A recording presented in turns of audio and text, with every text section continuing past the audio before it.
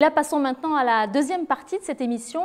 Les régimes d'exclusion gagnent du terrain, on l'a bien compris, donc ils font beaucoup parler d'eux dans les médias, on le disait, sur les réseaux sociaux, mais aussi donc dans l'intimité de nos cuisines. Maintenant, qu'en dit la science? Y a-t-il un bénéfice à bannir le lactose ou le gluten, mais surtout y a-t-il un risque pour la santé à se lancer dans de tels régimes d'exclusion? Dans la deuxième partie donc, de cette émission, nous allons faire le point sur l'état de la science et faire la chasse aux idées reçues. Pour planter le débat, nous sommes allés interroger un médecin généraliste de terrain, le docteur Francis Abramovici. La vague du sans gluten ou du sans lait a-t-elle atteint son cabinet? C'est ce que nous allons voir tout de suite. Je vois de plus en plus de patients préoccupés par la consommation de gluten et de lactose dans mon cabinet, en particulier ces derniers temps par le gluten peut-être, qui se sont mis à des régimes d'exclusion complète du gluten et qui, pour certains, me disent avoir maigri et se sentir mieux. À partir du moment où ils se sont mis à ce régime d'exclusion, ils prennent le risque d'avoir une vraie intolérance au gluten, dont on sait qu'elles sont plus fréquentes qu'on ne le pensait, y compris chez la personne âgée, mais qu'en même temps, on ne pourra pas en faire le diagnostic puisqu'ils sont déjà sous régime et que de ce fait, eh bien, ils risquent de continuer le régime pour rien si ça n'était pas nécessaire.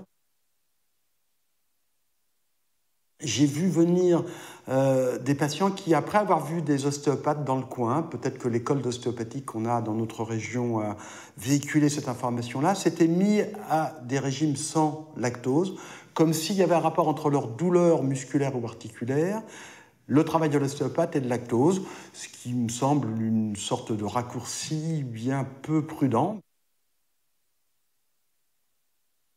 J'aurais tendance à leur laisser le choix de faire ce qu'ils en veulent et de m'attacher à d'autres choses pour la plupart du temps. Parce que s'ils me disent qu'ils vont mieux, est-ce qu'il est possible que la science n'ait pas prouvé tout dans tous les domaines et qu'un individu s'en trouve mieux? Est-ce qu'ils y vont avec le sentiment qu'après l'amélioration est liée à leur régime? Probablement. Moi, j'aurais tendance à penser qu'elle est liée au fait qu'ils prennent en main leur santé eux-mêmes et que du fait de cet effet qu'on appelle placebo, alors ils ont une amélioration. Mais après tout, est-ce que ce n'est pas l'effet de beaucoup de mes consultations? Alors, je rappelle que donc, vous pouvez réagir sur Twitter au hashtag Serein Live. Alors, Olivier Bernard, justement, une petite réaction peut-être à ce que vient de nous dire le docteur Abramovici. Un point positif, je dirais, c'est un peu ce que vous disiez tout à l'heure. Au moins, ils prennent en charge leur santé. C'est ce que vous retenez, vous aussi, quand vos clients viennent voir dans la pharmacie avec des propos pas forcément cohérents, mais au moins, ils prennent en charge leur santé. Tout à fait. Ça m'a beaucoup rejoint ce qu'il vient de mentionner parce qu'effectivement, je crois que c'est facile de mettre le blâme sur les gens en leur disant « Vous avez écouté les mauvaises personnes, vous avez écouté les mauvaises informations, voilà, vous êtes responsable, vous n'avez rien qu'à pas écouter ça. » Mais je pense que c'est important qu'on regarde peut-être ce que nous, on a fait de pas correct en même temps. Peut-être qu'on n'a pas bien expliqué certaines informations, peut-être qu'on n'a pas bien expliqué notre rôle aussi. Beaucoup de gens vont voir leur médecin puis n'ont pas l'impression que le discours qui leur est présenté les rejoint au niveau de la nutrition, entre autres. Donc, je pense qu'on devrait en profiter pour jeter un regard sur les conseils qu'on donne, puis peut-être améliorer non seulement nos connaissances, mais aussi la relation qu'on a avec les patients. C'est ce qu'on va essayer de faire, d'améliorer les connaissances. Donc, on va essayer de donner quelques chiffres au début de cette deuxième partie. Donc, on évalue aujourd'hui qu'environ une personne sur 100 est intolérante au gluten, autrement dit, atteinte de maladie cœliaque. Alors, ce n'est pas négligeable, mais ce n'est quand même pas une épidémie non plus. C'est vrai que c'est... par ailleurs, il y en a certains qui souffriraient d'une hypersensibilité au gluten. Alors, Jean-Michel Le Cerf, est-ce que déjà, on pourrait essayer d'y voir plus clair avec des définitions et bien expliquer la différence entre l'intolérance et l'hypersensibilité? Oui, alors c'est relativement simple. L'intolérance au gluten est une maladie auto-immune qui a des origines donc en partie génétiques et qui se traduit par une maladie intestinale sévère déclenchée par la présence de gluten, qui n'est pas la cause, mais qui est un facteur déclenchant. La cause, elle est dans l'individu, elle est auto-immune, comme on dit. La cause principale de l'intolérance au gluten, c'est cette maladie cœliaque. On ne sait pas très bien la fréquence, mais effectivement, c'est une personne sur 100 ou sur 200, plus fréquent qu'on l'imaginait il y a quelques années, des formes silencieuses, des formes tardives, et ça nécessite un vrai régime d'exclusion où, tenez-vous bien, on ne peut pas supporter, pour vraiment rester en bonne santé, plus de 50 mg de gluten par jour. 50 mg par jour. Et donc, c'est dire que ce régime doit être sérieux, et qu'il faut par conséquent faire un vrai diagnostic. Il ne faut absolument pas se lancer dans un machin comme ça. Soit on le fait parce qu'il y en a besoin, il faut le faire parfaitement, soit si il ne faut pas le faire, on ne va pas s'embêter à 50 mg près. C'est une histoire de fou. Sûr. Ça, c'est une première entité. La deuxième entité est très floue. Et aujourd'hui, les spécialistes ne la reconnaissent pas encore vraiment. C'est ça, l'hypersensibilité n'a pas de...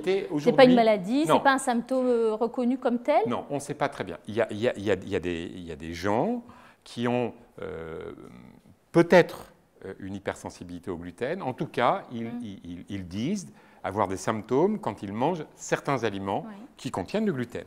Mais en réalité, on sait que ça peut tout à fait être lié à d'autres composés présents dans l'alimentation, y compris présent dans le blé, par exemple, les molécules qu'on appelle des fructanes ou des molécules comme celle-là, qui vont entraîner un effet indésirable, notamment sur un intestin fragile qu'on appelle le côlon irritable, par exemple. Et donc, quand vous avez la rencontre de ces choses-là, si on vous dit que c'est le gluten, vous dites que c'est le gluten, mais en fait, ce n'est pas forcément ça. Et des études en double aveugle ont été faites, où on dit aux gens, voilà, vous allez supprimer le gluten, mais en fait, on ne supprime pas le gluten, on le maintient, mais on ne leur dit pas, etc. Et on se rend compte qu'en fait, ils supportent le gluten, mais ils ne supportent pas, dans l'immense majorité des cas, d'autres nutriments qu'on appelle les petits sucres, aujourd'hui à qualifier de FODMAPs. Mais qui ne sont pas forcément non plus la cause. Mais ça veut dire qu'on fait quoi? Parce que là, on a bien compris, quand on est intolérant, voilà, on n'a pas le choix. Mais dans l'hypersensibilité, on fait quoi alors? Dans l'hypersensibilité, il faut d'abord éliminer une vraie maladie cœliaque. Parce qu'on ne va pas s'embêter à faire un régime très strict s'il n'est pas utile. D'autant que la maladie cœliaque est une maladie sérieuse, puisque c'est une cause de tumeurs rares, mais très graves de l'intestin. Donc il faut absolument faire un diagnostic. L'hypersensibilité, on ne sait pas. On ne sait pas, et aujourd'hui, il ne faut surtout pas se lancer là-dedans sans avoir éliminé cette maladie. Et puis ensuite, eh bien, on peut y aller à tâtons. Mais moi, ce que je vois, et je l'ai vu encore la semaine dernière, c'est une personne qui est allée voir un médecin, alors je ne dirai pas son nom, je ne dirai pas ses qualifications, mais bon, c'est assez dramatique. Elle s'est retrouvée avec une liste invraisemblable d'interdits où il n'y avait pas de lait, pas de gluten, pas de sucre. Et que pouvait-elle manger, cette femme? Elle était affamée, en état de misère, et bon, voilà, elle va droit à la dénutrition. J'en ai vu une autre quelques jours avant, qui avait supprimé également tous ses produits, qui s'était payé, si je puis dire, un tassement vertébral manifeste. Bon, voilà, donc ça c'est la réalité. Donc bien sûr, il faut écouter les gens, mais nous, en tant que professionnels, qu'est-ce qu'on doit faire? On doit écouter les gens. On doit dire, écoutez, c'est intéressant ce que vous dites, peut-être que vous avez quelque chose qui pose un problème. On va voir. On va voir si, voilà, on va voir s'il y a une part de vrai. Et puis, s'il n'y a pas une part de vrai, on va expliquer en quoi il pourrait retrouver une meilleure alimentation, une meilleure santé. Alors, si on revient à nos chiffres concernant le lait, cette fois, l'allergie aux protéines du lait concernerait 1 à 3% des enfants, mais elle est rarissime chez l'adulte. Et en fait, elle se déclare, donc on le sait, à peu près le plus souvent avant 3 mois. Et dans la grande majorité des cas, 9 cas sur 10, elle a disparu à l'âge de 8 ans. Et il y a à peu près 6 à 10% donc, de la population française adulte qui est intolérante au lactose pour une quantité supérieure à 12 grammes de lactose, c'est-à-dire en gros un bol de lait à jeun. Donc, 90 à 95% restant, il n'y a pas de problème, on peut consommer du lait. Donc, là aussi, professeur Le Cerf, on distingue bien l'allergie aux protéines de lait de vache, de l'intolérance au lactose. On fait bien le oui, distinguo. Ça n'a rien à voir. L'allergie est une maladie immunologique qui est liée à une réaction de l'organisme avec des anticorps tout à fait particuliers et qui justifie la suppression totale, transitoire, mais totale, des protéines du lait de vache. Donc du lait de chèvre ou du lait de brebis, il y a toujours une immunité, une allergie croisée. Donc il ne faut pas penser qu'il n'y a que la vache, il y a tout le reste. L'intolérance au lactose n'est pas du tout allergique, c'est, j'allais dire, mécanique, enzymatique, en sachant que dans le monde, il y a 40 cas mondiaux d'alactasie, des gens qui n'ont pas du tout de lactase. Alors là, ceux-là, il faut vraiment qu'ils n'en mangent pas du tout. Les autres, c'est un degré variable de déficit, mais qui ne va pas toujours se traduire par une intolérance. Parce que pour qu'il y ait intolérance, il faut qu'il y ait symptômes. Vous pouvez très bien avoir, par exemple, une lactase qui ne marche pas très bien, mais pour autant pas de symptômes. Et donc, ce n'est pas parce que vous êtes déclaré avec une intolérance que vous avez réellement à supprimer En Voilà, tout cas, c'est ça. certains aliments doivent être maintenus. Donc, pas de décision abrupte, quoi. Gérald Bronner, justement, on voit, bon, il y a des notions précises, comme vient de nous l'expliquer Jean-Michel Le Cerf, d'allergie, d'intolérance, d'hypersensibilité. Est-ce que vous pensez que ceux qui sont des anti-gluten, des anti-lait, jouent à dessein avec ces notions-là, alimentent la confusion, je dirais? D'abord, elles ne sont pas si précises que ça, comme il a été bien mentionné. Il est précis, et après, c'est vrai il y a tout un spectre où le diagnostic n'est pas aisé à faire, où il est subtil, et il convient quand même de ne pas... Enfin, je ne suis pas médecin moi-même, mais il me semble que les médecins doivent se méfier, à veiller à ne pas enfermer leurs patients dans une croyance qui serait autoréalisatrice en quelque sorte. Même s'il y a l'argument qui a été donné tout à l'heure par le médecin en disant oh, « ça n'a pas l'air de leur faire de mal dans certains cas, ils disent qu'ils se sentent mieux, etc. » C'est vrai. Mais d'un autre côté, on peut les enfermer dans un rapport névrotique à l'alimentation. Et plus grave que cela, ça peut être des parents. Et ces parents peuvent reporter leurs croyances sur les enfants. Et les nutritionnistes, alors je vous parle sous votre contrôle, vous diront que dans les milieux hospitaliers, on voit tout de même arriver, dans certains cas, des enfants qui présentent de graves carences en raison des croyances qui étaient portées par leurs parents. Donc c'est un sujet assez sérieux. Et par ailleurs, ce sont des sujets qui sont très techniques. On voit, il y a plein de termes très précis qui nécessitent justement la présence d'un expert. Eh bien, ça c'est une des caractéristiques des croyances contemporaines. C'est-à-dire que si on revient à ce que je disais tout à l'heure sur les rumeurs, la plupart du temps, avant l'apparition de cette dérégulation du marché, les rumeurs, elles se produisaient par le bouche-à-oreille. Et comme elles pouvaient se diffuser par le bouche-à-oreille, elles étaient assez peu argumentées, puisque tout simplement un cerveau humain peut retenir assez peu de choses dans l'oralité. Donc vous voyez, c'était voilà, non, un peu plus, en tout cas 7 éléments à court terme. Et donc, évidemment, le caractère scriptural maintenant de la diffusion de ces rumeurs, elles permettent de créer des propositions qui sont beaucoup mieux argumentées, qui sont techniques et qui, évidemment, déboussolent totalement la plupart de nos concitoyens, dont je fais partie, parce que moi, je ne suis pas un médecin, et bien, je suis souvent démuni face à des types d'argumentations qui paraissent, disons, très techniques. Et alors, qu'est-ce qui se produit dans ce cas-là? Quand vous êtes dans un état d'incertitude, vous avez d'un côté des médecins qui, certes, sont en plus grand nombre, mais vous ne le savez pas. En tant que patient, vous ne savez pas que ces médecins-là sont en plus grand nombre et qui représentent l'orthodoxie en quelque sorte de la médecine. Et vous avez d'autres types de médecins qui vous disent autre chose. Donc vous suspendez votre jugement la plupart du temps. Et l'esprit est ainsi fait que dans le doute, abstiens-toi, dit le proverbe. Et c'est ce que nous faisons souvent. Dans le doute, je ne sais pas. Donc on est confronté à des gens qui ne croient pas forcément fermement que c'est dangereux pour eux le lait ou le gluten, mais qui se disent... Principe de précaution. Voilà, principe de précaution en quelque sorte. Je vais m'abstenir dans le doute et je vais essayer des régimes alternatifs. Et évidemment, personne ne va leur dire que ces régimes alternatifs comportent aussi souvent des coûts qui sont bien supérieurs à ceux qu'ils croient prendre lorsqu'ils abandonnent par exemple le lait ou le gluten ou toutes sortes d'autres choses. Alors comme vous disiez, c'est vrai qu'il y a des discours un peu techniques, exprès sans doute pour alimenter. Il y a aussi on entend beaucoup de choses. Je vais vous proposer un petit quiz à tous les trois pour ce qu'on entend le plus souvent dans la rue. Par exemple, le blé n'est pas du tout, vous l'évoquiez un peu tout à l'heure, le blé n'est pas du tout le même qu'il y a 50 ans. C'est pour ça que je suis allergique au gluten. Qu'est-ce qu'on répond à ce genre de choses, Olivier Bernard? En fait, c'est tout à fait juste. Le blé n'est pas le même qu'il était à la préhistoire. Les gens nous proposent, par exemple, de parler de la diète paléo. Ils nous disent qu'on devrait manger le même blé que nos ancêtres. C'est malheureusement impossible. Puis il n'y a pas juste l'industrie agroalimentaire qui modifie le blé, il y a aussi l'évolution, n'est-ce pas? Donc le blé est une plante qui a probablement changé, qui contient peut-être plus de gluten. Est-ce que c'est une manipulation diabolique de l'industrie? Ça, on ne saurait le dire. Mais ça, c'est déjà une chose qu'on peut faire remarquer aux gens quand même, c'est qu'il y a des non-sens beaucoup dans ce qu'on croit par rapport à, historiquement, qu'est-ce que la nourriture était si avant. vous leur dites oui, effectivement, ça a bien évolué, vous allez... En réalité, sur le plan génétique, la plante a pratiquement pas évolué en termes de gluten. C'est-à-dire que la génétique du gluten ancestral est la même. Que maintenant il y ait des blés qui aient des rendements qui soient différents, c'est tout à fait exact. Bien sûr. C'est d'ailleurs recherché. Qu'on dise qu'on mange plus de gluten qu'avant, c'est tout à fait faux. On en mange de moins en moins. Et donc, ce n'est pas parce qu'on en mange de plus en plus, puisque la source principale du gluten, c'est le pain, et on mange de moins en moins de pain. Donc, après, il y a peut-être des choses qui peuvent expliquer des sensibilités. Il y a de l'environnement dans la plante qui peuvent être différents, hein, ça c'est sûr. Il y a des modes de transformation au niveau de la boulangerie qui peuvent jouer un rôle. Il y a aussi, parce qu'on cherche toujours un coupable pour n'importe quoi. Et le coupable n'est pas forcément là où on pense. S'il y a des gens qui ont des problèmes intestinaux, ce n'est pas forcément à cause des aliments qu'il faut rentrer, c'est peut-être parce qu'ils ont une perturbation de leur flore intestinale. Pour des tas d'autres raisons. Et donc, en fait, si vous voulez, on cherche un peu le bouc émissaire, et il est facile d'en trouver un. Et c'est ça, je pense qu'en sociopsychologie, quand vous avez trouvé enfin un coupable, qu'est-ce que vous êtes content.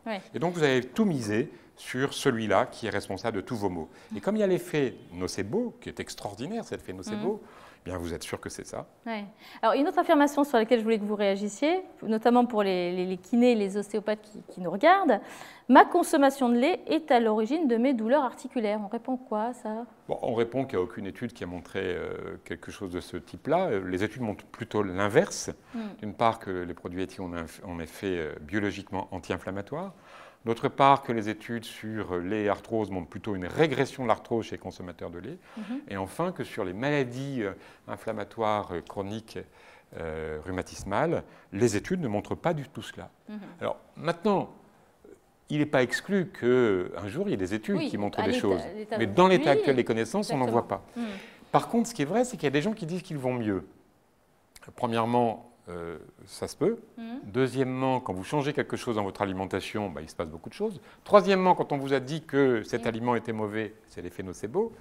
Puis quatrièmement, moi, dans mon expérience, où j'ai vu beaucoup de gens qui arrêtaient le lait pour des raisons articulaires, au bout de quelques mois, cet effet qui était sans doute en partie, j'allais dire psychosomatique, mais peut-être pas totalement, mais en très grande partie, me semble-t-il, disparaît. Donc, prudence, prudence, prudence. Et surtout, le problème, c'est qu'on va toujours donner des arguments pour des maladies que la médecine a du mal à soigner. Les rhumatismes en particulier. Oui, d'accord. Oui, évidemment. Pas pour les maladies que la médecine sait soigner. Justement, vous parlez des études. Sur les régimes d'exclusion, précisons les dangers que ça peut représenter. Pour une personne qui, évidemment, n'a pas de maladie cœliaque, quel est le risque si elle élimine le gluten alors qu'elle n'a pas de raison? Est-ce que ça présente un risque d'abord? Alors, pour le gluten, la situation est assez simple. Il n'y a pas de grand danger à supprimer le gluten. Simplement, on se complique la vie pour rien, c'est déjà pas mal. Ensuite, on peut déséquilibrer son alimentation, mais on peut aussi tout à fait l'équilibrer. Donc, c'est pas dramatique. Les études sont pas évidentes là-dessus, sauf les gens qui ne savent plus quoi manger, qui ne savent plus sortir en société. Il faut emporter son petit tupperware avec son machin sans gluten, c'est compliqué. Surtout si ça ne sert à rien. D'accord. Un tweet qui nous arrive, que je voulais vous faire commenter. Peut-on guérir des allergies alimentaires diagnostiquées sur la base d'analyses de sang? Quelle est la valeur de ces analyses? Non, les tests, moi je peux parler parce que je vois par chez nous, là, malheureusement, il y a beaucoup de tests qui sont pratiquement frauduleux, malheureusement, des tests d'allergie alimentaire qui sont basés sur, entre autres, les anticorps IgG. Puis malheureusement, on comprend très mal comment ces anticorps-là sont modulés en fonction de l'alimentation. Et puis souvent, les résultats de ces tests-là n'ont aucune valeur. Vous demandez à un médecin allergologue, il va vous dire qu'il ne serait pas capable de conseiller quoi que ce soit sur la base d'un test comme ça. Mais malheureusement, c'est de plus en plus vendu aux gens. Et c'est des tests qui coûtent franchement très cher, d'ailleurs. Oui, et qui renforcent forcément la croyance, c'est ce qu'on disait tout à l'heure. C'est-à-dire qu'on a un résultat scientifique... Pseudo-scientifique. Voilà, pseudo-scientifique, oui. Sur, premièrement, interrogatoire. Deuxièmement, des symptômes. Parce qu'il faut des symptômes pour qu'il y ait une allergie. Ensuite, il faut des IgE qui soient élevés dans le sang. Et puis, il faut des tests cutanés. C'est 4 éléments pour le diagnostic d'allergie. Mais pas ces tests d'allergie alimentaire qui sont fumeux. Alors, pour le lait, c'est un peu une autre histoire. Vous disiez pour le gluten, donc pas de réel danger avéré pour le moment à l'éliminer, en tout cas. Pour le lait, si on l'élimine, évidemment, toujours sans raison réelle et sérieuse, est-ce qu'il y a un risque? Professeur Le Serre? Oui, il y a un risque parce que, d'une part, le lait nous apporte beaucoup de nutriments, mais d'abord, il y a un risque parce que les bénéfices de la consommation de lait par rapport à la non-consommation de lait sont bien avérés.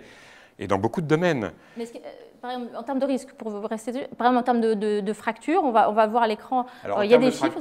Beaucoup d'études ont montré que les gens qui ne consommaient pas de lait, soit parce qu'ils avaient une raison X ou Y, soit parce qu'ils étaient intolérants, avaient un risque accru de fracture par rapport à des gens qui en consommaient ou qui n'étaient pas intolérants au lactose. Donc ça, c'est un risque qui est quand même nettement accru, puisque dans cette étude, par exemple, c'est un risque accru de 33%.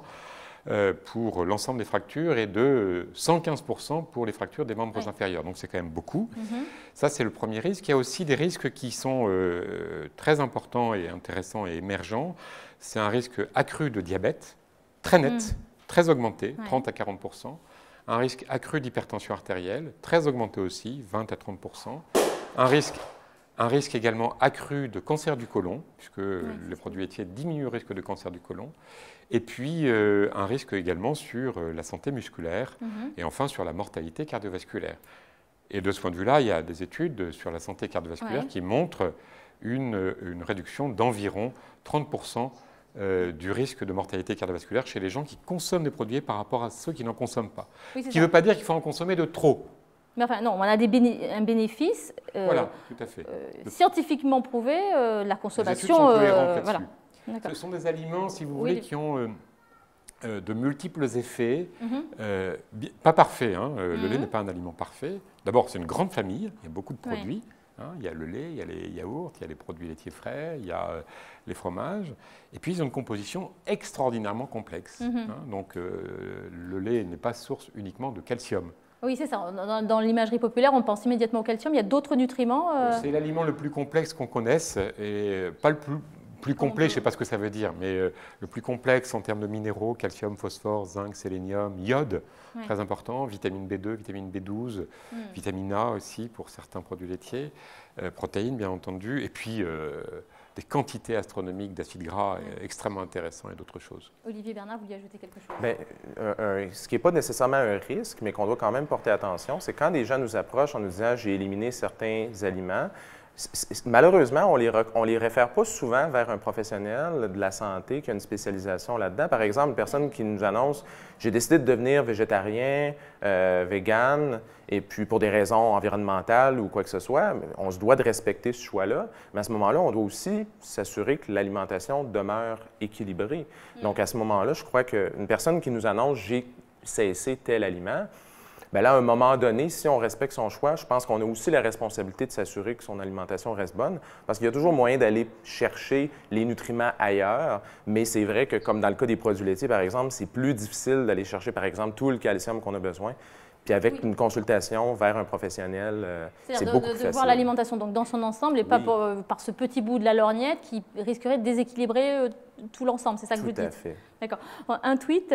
Et en ce qui concerne l'autisme et l'hyperactivité, est-ce qu'on a des notions, des données scientifiques qui liraient voilà. Il y a toute une série de théories sur autisme et puis caséine. Et donc la protéine du lait et puis gluten aussi. Cette littérature, elle n'est pas aboutie. C'est-à-dire qu'il y a des fragments de choses intéressantes et puis il y a des gens qui ont tout mis bout à bout et disent on a trouvé pour l'autisme. Franchement, c'est un peu prétentieux.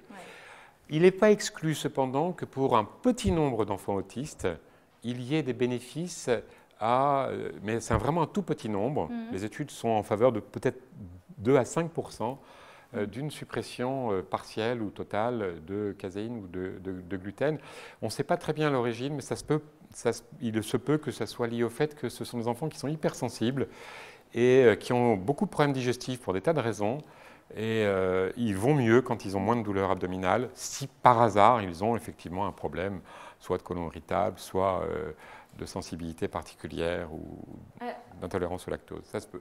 On voit bien qu'on n'a pas de vérité sur le sujet, hein. La science évolue. Est-ce qu'il y a malgré tout des recommandations officielles sur le sujet, sur la consommation de lait, la consommation à laquelle les gens peuvent se référer? Parce que c'est vrai que, comme vous le disiez tout à l'heure, professeur Le Saff, il y a pas mal de personnes dont on dit « oh ben, ça doit être un expert, mais il doit être vendu à l'industrie ou je ne sais quoi ». Donc, beaucoup de questions autour de ça. Est-ce qu'il y a des recommandations officielles qu'on peut mentionner? Oui, il y a deux types de recommandations officielles. Il y a les recommandations en termes de nutriments, qui sont des recommandations classiques, des apports nutritifs conseillés pour la population française. Mais dans tous les pays du monde, toutes les recommandations sont quasiment identiques. Pour le calcium, par exemple, entre 800 et 900 mg, par exemple. Il n'y a pas un pays qui ne dit pas ça. L'OMS donne des chiffres qui sont différents, mais qui n'ont pas la même signification en termes de santé publique. Donc, il faut faire attention à ne pas comparer des choses non comparables. Après, il y a des recommandations en termes d'aliments.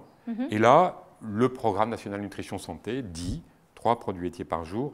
Eh bien, pour les gens qui ne veulent pas, ne peuvent pas en consommer, eh bien, il y a des conseils à leur donner, effectivement. Il y a des conseils à leur donner. C'est parfois un petit peu difficile quand même, parce qu'on n'arrive pas forcément à faire le plein de tous les nutriments en supprimant toute une catégorie d'aliments. Très bien.